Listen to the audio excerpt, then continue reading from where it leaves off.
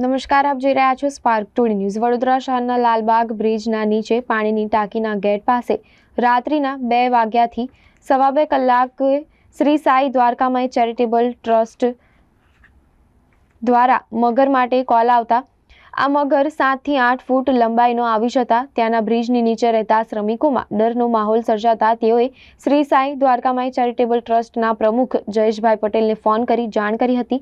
તેઓ ખૂબ જ ઝડપે ટીમ સાથે ત્યાં પહોંચી ગયા હતા। આ મગર રોડ પર લટાર મારતો જોવા નજરે પડ્યો હતો। ત્યારબાદ ત્યાંના શ્રમિકોને દૂર ખસેડતા સેવ વાઇલ્ડ લાઇફ ટ્રસ્ટના સંદીપભાઈ પણ આવી ચડ્યા હતા અને આ સંસ્થા અને સેવ વાઇલ્ડ લાઇફ ટ્રસ્ટના સંદીપભાઈ સાથે મળીને આ મગરને ભારે જહેમત બાદ ખૂબ જ સારી રીતે રેસ્ક્યુ કરી લીધેલ હતો। આ મગરને વન વિભાગની ટીમને સોંપી દેવામાં આવ્યો હતો। ત્યારબાદ ત્યાંના શ્રમિકોને આ જીવ વિશે ઘણી જાણકારી આપી આ મગરના ડરથી તેઓને જાગૃત કર્યા અને આ મગર પ્રત્યેનો ડર દૂર કર્યો હતો। લાલબાગ બ્રિજની નીચે પાણીની ટાંકી અત્યારે ક્લોઝ કરી છે। એની કોર્નર પર આ રાજમહેલનું કમ્પાઉન્ડ છે।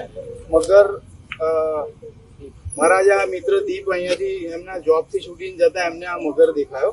એમને મને ફોન કર્યો કે અહીંયા ગાડી મગર છે। મારા મિત્ર બીજા સંદીપસિંહ તેઓનો એનજીઓ છે। અમે લોકોએ જ્યારે બી અમે આ વન્યજીવો નીકળે છે અમે એનજીઓ બધા સાથે મળીને આ જીવોને અમે બચાવીએ છીએ।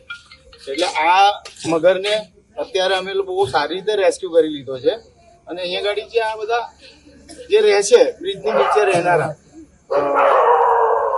એ લોકો ગભરાઈ ગયા કૂતરાના સાઉન્ડ સાંભળીને કે ભાઈ આ મગર દેખાય। એમને લાગ્યું કૂતરાઓ કેમ આટલા બધા ચિલ્લાય છે, તો એમને લાગ્યું કે મગર છે, તો એ લોકો બી પેનિક થઈ ગયા છે બાજુમાં સૂતા।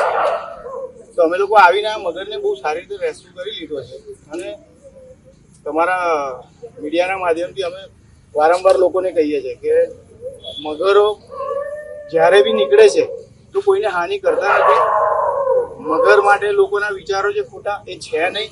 આ એક સારું એક પ્રાણી છે, વન્યજીવ છે અને બસ એને સારી રીતે જ્યાં બી દેખાય આવી રીતે કોઈને બી તો બસ એને અમારા જે એનજીઓને વન વિભાગને ફોન કરો અને એને ખાલી અમે લોકો આવીએ ત્યાં લગીને એને જોઈ રાખો કે એને કશું પથરા ના મારો, એને કોઈ છેડછાડી ના કરો, એની જગ્યાએ બેસી રહેશે।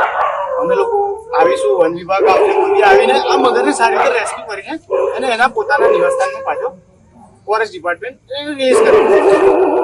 આપના એનજીઓનું નામ? મારી સંસ્થાનું નામ છે સેવ વાઇલ્ડ લાઇફ ટ્રસ્ટ। હું સંદીપસિંહ એનો પ્રેસિડેન્ટ।